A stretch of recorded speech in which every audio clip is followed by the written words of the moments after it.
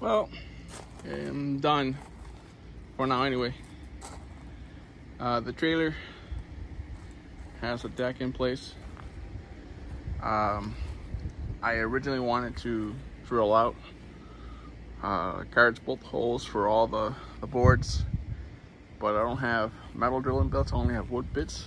So without spending any more money, I figured I'd just use a French cleat in the front to help it go up against the frame, so that if I ever have to remove these boards to service the axle or make it lighter for picking up, I can just undo two small 1/4 inch carriage bolts and pull out the platform. Or if I dissect the wall, something like O-rails or something like that, I can do that without burning the wood. The O-ring was a garage sale find, 50 cents. The ratchet strap I had on hand, it's the last of 4 that I had. I've lost the other 3, so I'm using it here. That nice piece of bright orange paracord is something I had laying around.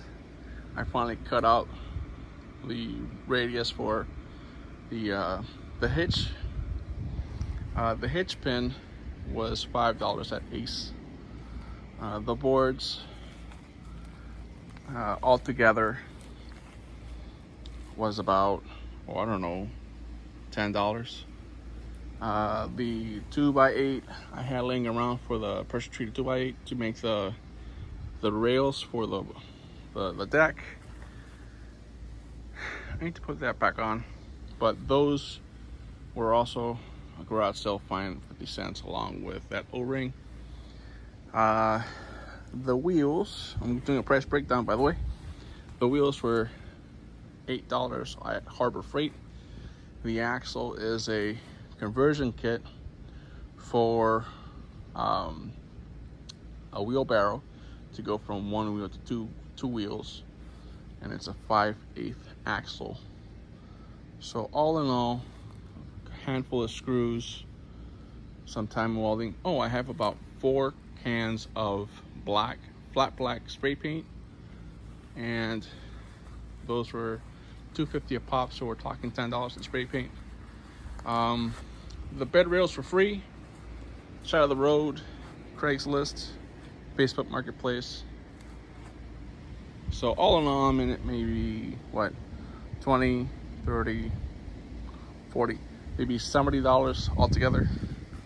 My wife asked me why I built it, because when I can go out and buy one, the ones that they sell can only do like 200 pounds, and each tire for this is rated to 300 pounds, so I'd say it's got a 500 pound capacity.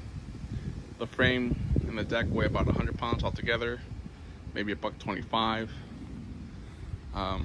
This will get pulled nicely by my zero turn. My zero turn has a small little area to hook up trailers to that I need to flip upside down to get a couple more inches of clearance.